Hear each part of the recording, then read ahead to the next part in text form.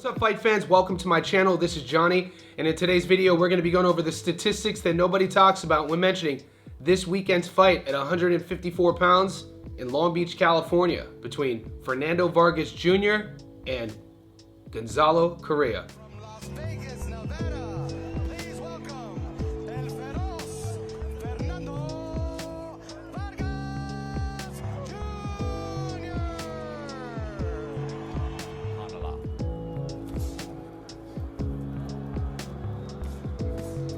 Goes right to the body with a left hand against Coria.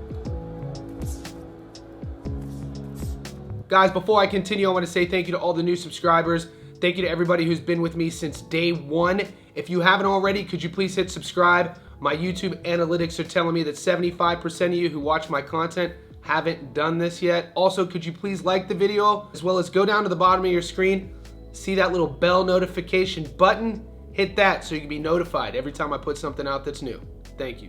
All right, guys, once again, we have a busy week of boxing. It might not be filled with blockbuster marquee world championship names, but there are some great fights taking place all across the globe. On the channel, we already covered the card that took place in Sydney, Australia between Goodman and Vaca. We covered so far some fights happening in the UK, the rematch between Johnny Fisher and David Allen. There's two fight cards going on in the Los Angeles area, one in Commerce with Serhii Bohachik, but this card is going down in my old hometown of Long Beach, California, between the son of a Mexican legend, Fernando Vargas Jr., and his Argentinian opponent, Gonzalo Coria. Guys, this is going to be a classic matchup of a trajectory fight. I talk about it on the channel all the time. Just imagine when you were younger, playing around in the neighborhood and you find a body of water. Maybe it's a pond, maybe it's a lake. You don't know how deep that water is, so you get a stick and you would kind of tap the water to see how deep it is before you jump in.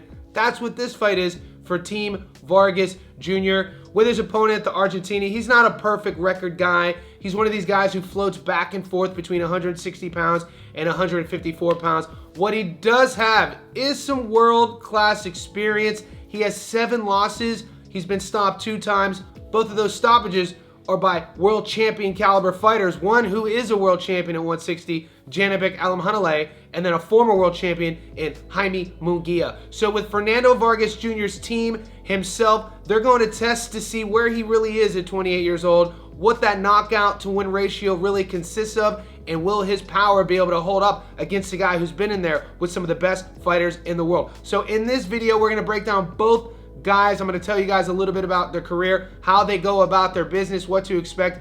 Also, stay tuned to the end of the video because I'll be giving you my prediction and we'll be going over those Las Vegas odds and telling you where to put your money.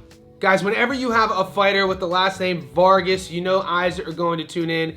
The Vargas dynasty, people are really stoked on these sons of the boxing legend, the brother Emilio Amato, and this is the oldest brother, Fernando Jr. He's known for his power. He's known for his ability to shut the lights out with his opponents. Some of the things about this guy with his style, he's a southpaw. By no means is Fernando Vargas Jr. a fine-tuned product. He's not a finished product, so just keep that in mind. And it's something that I tell you guys all the time on my channel is not every boxer, even boxers who might be world champions, are finished products. They are learning on the go, and this is why the beauty of the sport, it's why we love it, because with each fight, you take things with you and you want to add it to your arsenal to get better with each time. And with each time we see Fernando Vargas Jr. fight, we see him adding elements to his game. He's going to go up against a tricky southpaw, a guy who's been in there with some of the best in the world, a guy who's going to have way more ring experience, a guy who's probably going to be bigger than him physically, considering he's fought at the bigger weight classes, and by no means is an Argentinian fighter thinking that he's coming in here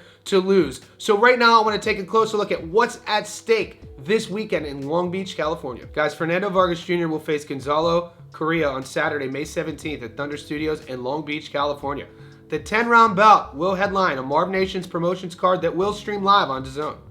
The 28-year-old Vargas, 16-0 with 14 knockouts, who lives and trains in Vegas, last fought on December 14th, defeating Jesus Gonzalez by technical decision in the 5th. The fight also took place at Thunder Studios.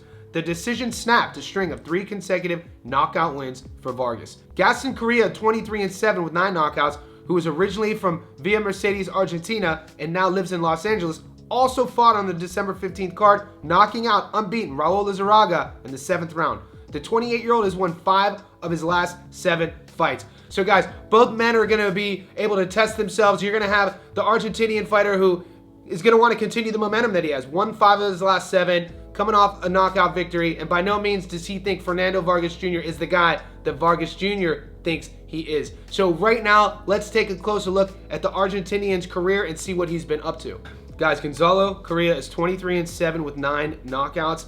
Out of 2,250 fighters in the world at 154 pounds, he's ranked number 83rd. He has a career 175 pro rounds fought, and he carries into the ring a 39% career knockout to win ratio. The Argentinian fighter's a 28-year-old southpaw staying at 5'11" with a 71-inch reach. He comes from Villa Mercedes, San Luis, Argentina. We last saw him fight Raul Lizarraga, 14-0, knockout in the 7th.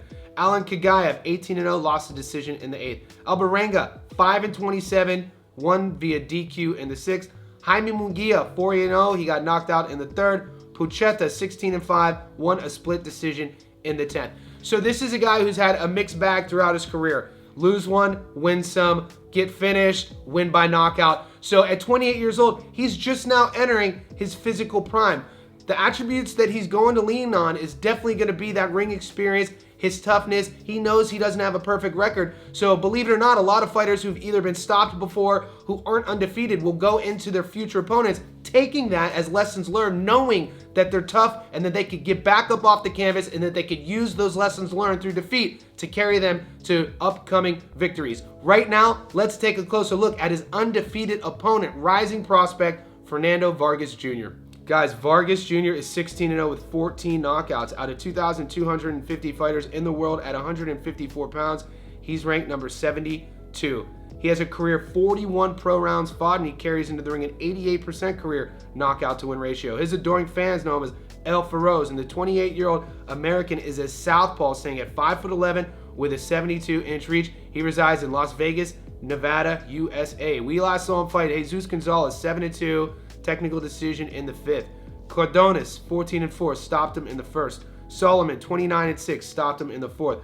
Buelvis, 24-17, stopped him in the 2nd. Flores, 26-28, won a unanimous decision in the 6th.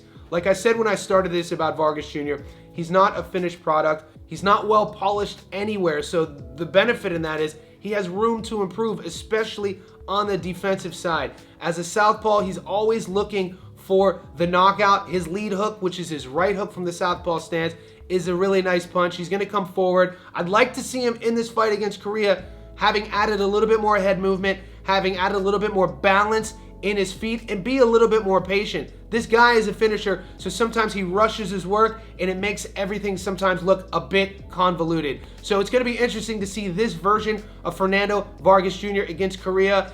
Both guys are going to have that southpaw versus southpaw, so it's going to be a battle of the front foot. Who could walk the other onto shots? Who could lead with their front foot and land their backhand? That's going to be a narrative of the fight. Vargas Jr. is going to want to land his lead hook, and I think Coria's best shot is actually his backhand. So that's something to look for. When I look at these guys side by side, when you think about the star power, the energy, the buzz, all of that is on Vargas Jr. But none of that really means anything when you get into the ring. So when you think about ring experience, what you've been through, how you overcome adversity, who you've been in there with, all of that sides with the Argentinian fighter, Coria. We know how tough these Argentinian fighters are. They're tough to get out of. The kid's only been stopped twice, and that's against Alhamdulillah and Munguia. So that's not something to keep your head down about. That's something to say, hey, I stood there toe-to-toe with these guys, and I'm still here. He's definitely going to bring that as a confidence mechanism into this fight. Right now, I'm going to look at the Las Vegas odds. I want to see where everybody's putting their money. Guys, today on my live stream, if you're catching this within a few hours of this coming out, I'm going live to go over all of the fights throughout this week. The fights that are taking place in both cards in Cali and the fights in the UK. That's where I'll be giving my method of victory, my prop, and my lock of the week bets. Right now, we're just going to go over the money line.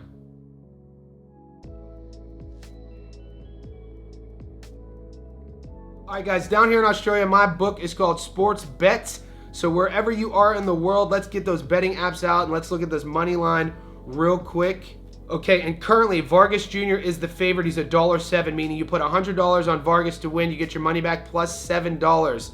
The draw's 26-1.